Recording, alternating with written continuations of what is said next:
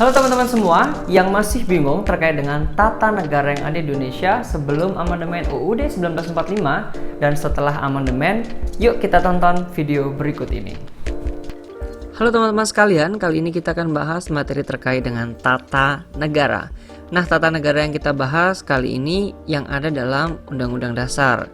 Dan kita merujuk pada undang-undang yang lebih teknis mengatur terkait dengan instansi ataupun lembaga negara tersebut. Kita langsung saja ke soal yang pertama. Di soal yang pertama kali ini, Anda diminta untuk mencari alasan mengapa seorang ketua atau wakil ketua ataupun ketua muda Mahkamah Agung dan hakim agung diberhentikan dengan hormat dari jabatannya oleh presiden atas usul Mahkamah Agung. Jadi di sini kita mencari yang bukan alasan pemberhentiannya. Nah, yang pertama, apakah dia meninggal dunia? Yang B, telah berusia 70 tahun? Yang C, atas permintaannya sendiri secara tertulis? Ataukah yang D, merangkap jabatan sebagai hakim konstitusi?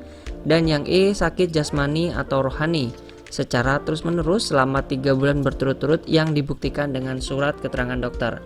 Dan jawaban yang tepat itu adalah, kita cek, jawaban yang tepat itu adalah yang delta.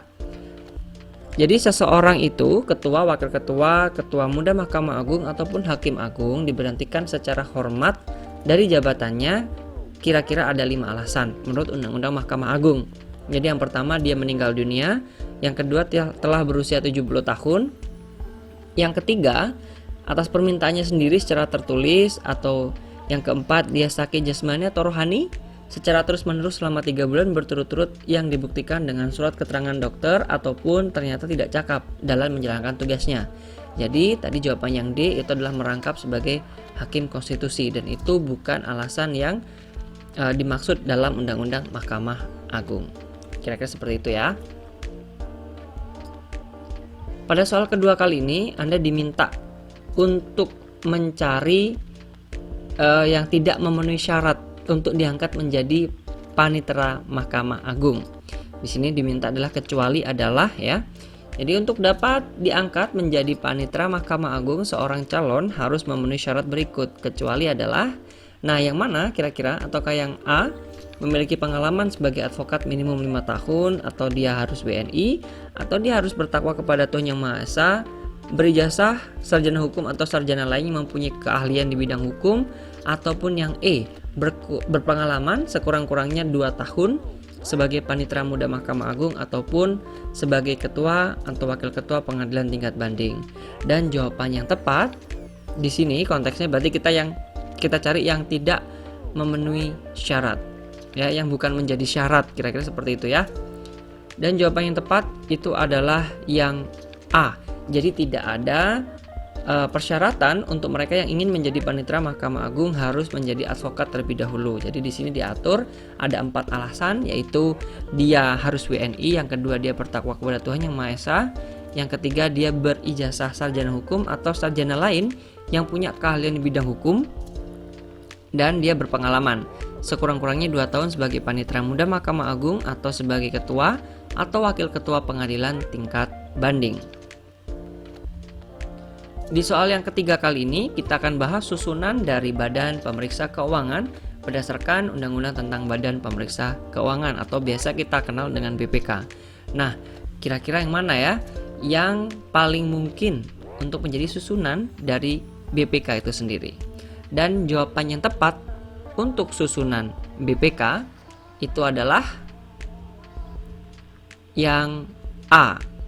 Nah, berdasarkan pasal 4 Undang-Undang 15 tahun 2006 tentang BPK, pengaturan terkait dengan keanggotaan BPK itu diatur sebagai berikut. Jadi, memang BPK itu mempunyai 9 anggota ya, yang keanggotaannya diresmikan dengan keputusan presiden. Nah, terkait dengan susunan dari 9 orang tersebut, kita rinci. Jadi yang pertama, ketua merangkap anggota, wakil merangkap anggota, dan 7 orang anggota.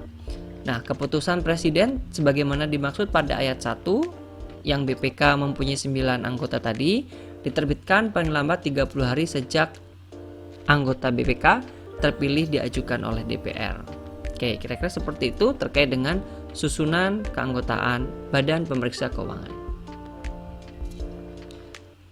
Soal yang keempat, di sini ada sebuah kasus sebetulnya ya. Jadi sepanjang frasa tanda kutip penggantian antar waktu dalam pasal 22 ayat 1 Undang-Undang Nomor 15 Tahun 2006 tentang Badan Pemeriksa Keuangan dinyatakan bertentangan dengan UUD 1945 dan tidak mempunyai kekuatan hukum mengikat. Nah, lembaga negara yang memiliki kewenangan untuk menyatakan suatu norma dalam undang-undang bertentangan dengan undang-undang dasar adalah siapa? Nah, kira-kira begini. Konteks soalnya itu adalah dia minta siapa yang berhak mengadili sih sebetulnya kalau ada masalah terkait dengan ada norma dalam undang-undang yang bertentangan dengan undang-undang dasar. Nah, yang mengadili siapa? Yang mengadili adalah, kita lihat jawabannya.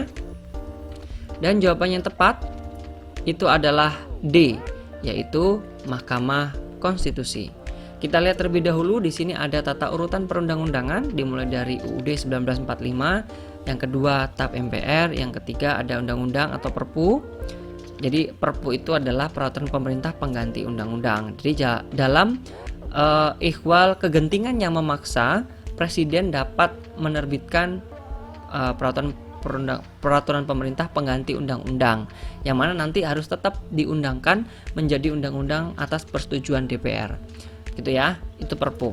Bawahnya baru ada PP atau peraturan pemerintah, bawahnya ada Perpres, dan bawahnya ada Perda. Sedangkan yang menguji ya undang-undang terhadap undang-undang dasar berdasarkan pasal 24C UUD 1945 itu adalah kewenangan dari Mahkamah Konstitusi. Konstitusi, ingat-ingat aja. Konstitusi di situ berarti UUD 1945. Apa yang diuji yaitu undang-undang. Sedangkan untuk yang di bawahnya di sini ada PP, Perpres, dan Perda. Ketika dia bertentangan dengan undang-undang, yang berhak menguji adalah Mahkamah Agung. Harus diingat-ingat ya, kalau ada undang-undang terhadap undang-undang dasar itu adalah Mahkamah Konstitusi, sedangkan peraturan di bawah undang-undang baik itu PP, Perpres maupun Perda diuji terhadap undang-undang itu kewenangan dari Mahkamah Agung. Oke. Soal yang kelima, apabila terdapat peraturan pemerintah yang bertentangan dengan undang-undang yang telah dibuat, maka harus diajukan judicial review kepada. Nah, ini sebetulnya kita jawab pada soal yang keempat tadi ya. Kalau misalkan ada undang-undang terhadap Undang-Undang Dasar 1945, berarti itu kan terkait dengan konstitusi ya. Yang berhak mengujinya adalah Mahkamah Konstitusi. Nah, sedangkan di sini ada peraturan di bawah undang-undang yang akan diuji ya atau bertentangan dengan undang-undang yang diajukan kemana? Judicial review-nya atau uji materialnya. Dan uji materialnya yang betul adalah diajukan ke tadi ya, yaitu ke Mahkamah Agung. Jadi jawaban yang tepat di sini adalah yang C. Ingat-ingat ya. Jadi di sini kewenangan dari Mahkamah Agung selain menguji peraturan perundang-undangan di bawah undang-undang terhadap undang-undang, dia mempunyai kewenangan mengadili pada tingkat kasasi.